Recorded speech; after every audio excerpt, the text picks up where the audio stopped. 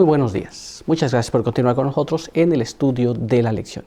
Quiero recordarte que en este trimestre que ya empezamos y que ya estamos avanzando, tenemos un tema muy importante que lleva por título Lecciones del libro de los Hechos.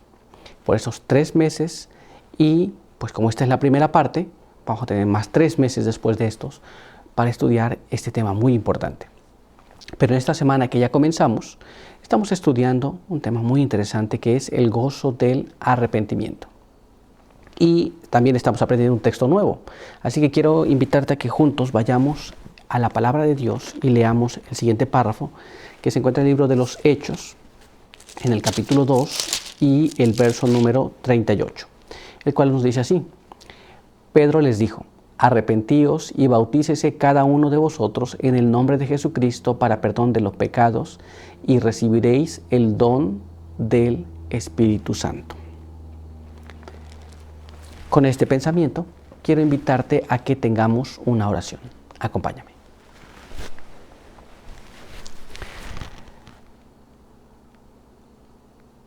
Padre eterno que está en los cielos, santificado sea su nombre. En esta mañana estamos delante de su presencia, agradecidos por permitirnos encontrar a través de este medio para que podamos juntos estudiar la palabra del Señor. Queremos pedir que nos ayude para poder entender las cosas que hemos de estudiar y que para que podamos ser edificados en las cosas que hemos de leer. Guárdenos aquí, pedí a todos aquellos que nos escuchan, en el nombre de Jesús. Amén. Muy bien, pues vamos a continuar con nuestro estudio para el día de hoy. Y el día de hoy tenemos este apartado muy importante que se titula Resultados milagrosos. Y nuestra primera pregunta nos dice así: ¿qué maravillosa obra fue realizada por el Espíritu Santo? Recuerden que el día de ayer se les dijo qué tenían que hacer, pero ahora, ¿qué obra fue realizada por el Espíritu Santo? ¿Qué es lo que la Biblia nos dice sobre este respecto? Bien, pues vamos a la palabra de Dios una vez más para que leamos lo que está escrito allá en el libro de Hechos, capítulo 2, y ahora vamos a leer allí el verso número 41. Y ahí leemos de esta manera: así, los que recibieron su palabra fueron bautizados y se les unieron en ese día como 3,000 personas. Esto es, la palabra de Dios nos dice que las personas que fueron a escuchar esto y aceptaron la palabra de Dios fueron bautizados y se añadieron en ese mismo día como 3,000 personas. Imaginemos, una sola predicación había hecho esto, pero esto no es el trabajo del hombre, este fue el trabajo del Espíritu Santo convenciendo a las personas, llevándolos al arrepentimiento. ¿Nos damos cuenta? Esta es la obra del Espíritu Santo en la vida de las personas.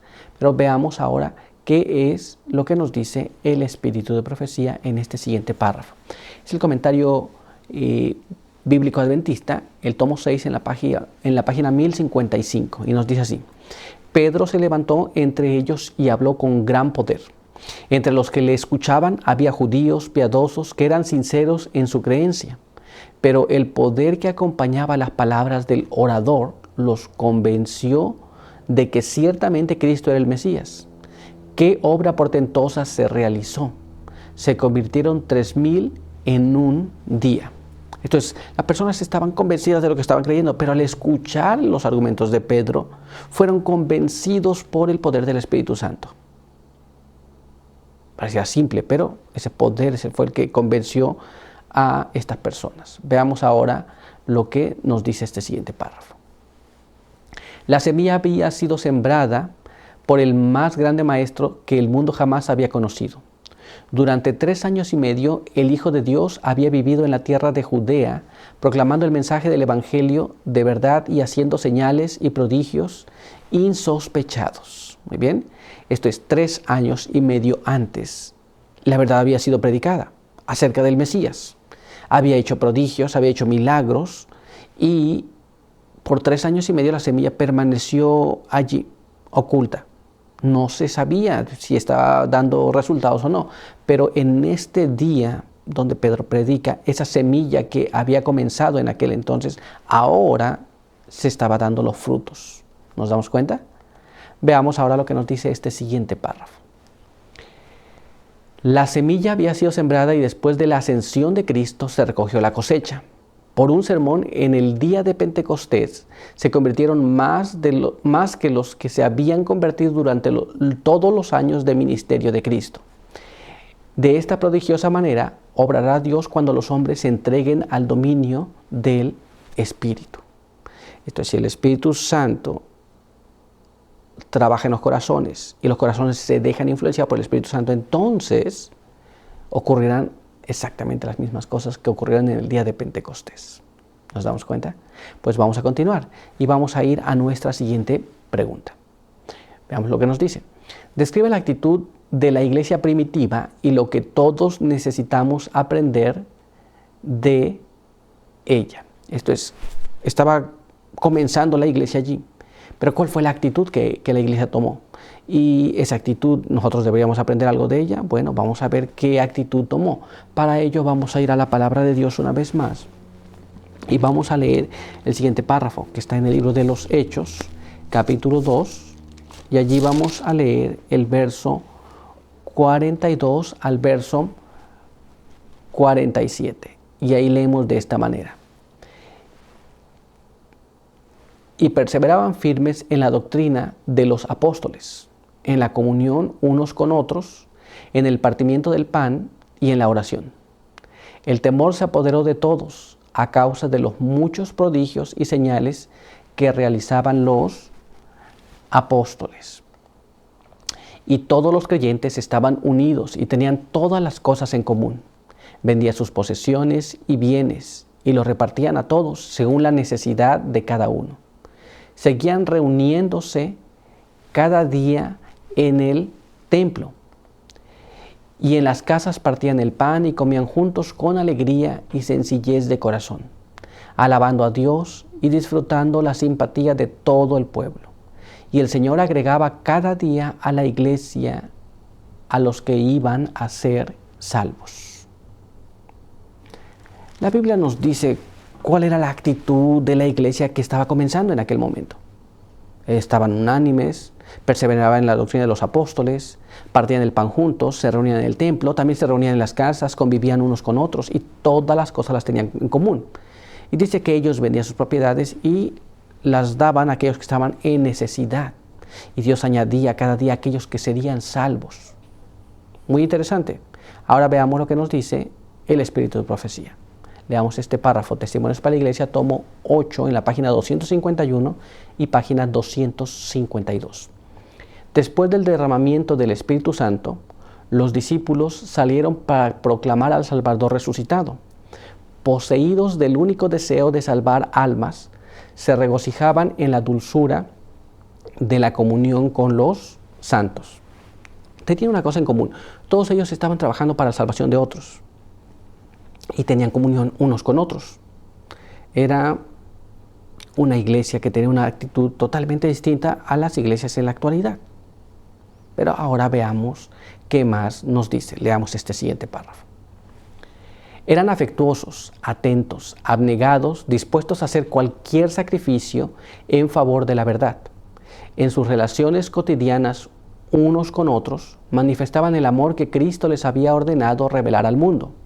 Por sus palabras y sus acciones desinteresadas, se esforzaban por encender este amor en otros corazones. Esto es, no había dificultades, sino que en esos momentos todos tenían comunión unos con otros, se esforzaban por ayudarse y tenían amor unos por los otros también. Es una situación muy interesante. Esta es la actitud que tomaba un miembro de la iglesia para con otro miembro. Veía por la necesidad del otro.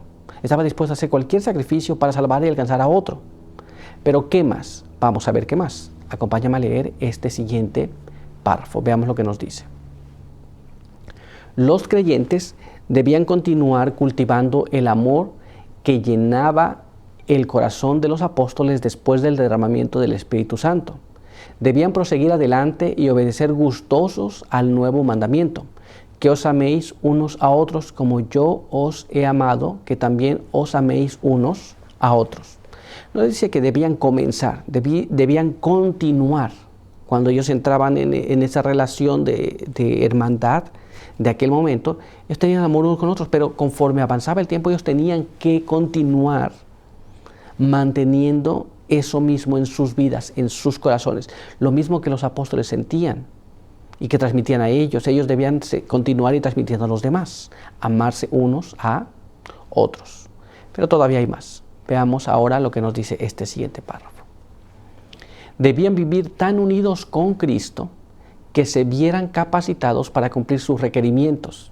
Debían ensalzar el poder de un Salvador que podía justificarlos por su justicia. Eso es, la unidad hacia Jesús nos lleva a la unidad hacia los demás. La salvación que Dios nos ofrece no me va a llevar a sentirme superior a nadie, ni mejor que nadie.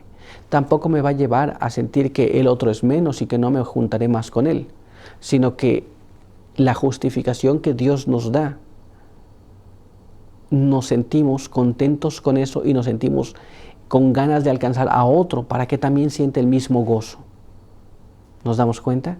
Así que esa actitud de la iglesia que estaba dispuesta a amar unos a otros, a representar a Jesús en todos los aspectos, esa iglesia que estaba dispuesta a sacrificar cualquier cosa en favor del otro y para predicar el mensaje a los demás, es la actitud que hoy nosotros deberíamos también tener. ¿Estás de acuerdo conmigo? Estoy seguro que sí. Pero nuestro estudio por hoy ha concluido. Quiero invitarte a que tengamos una oración. Acompáñame.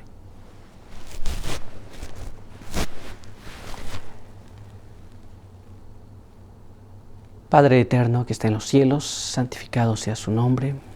En esta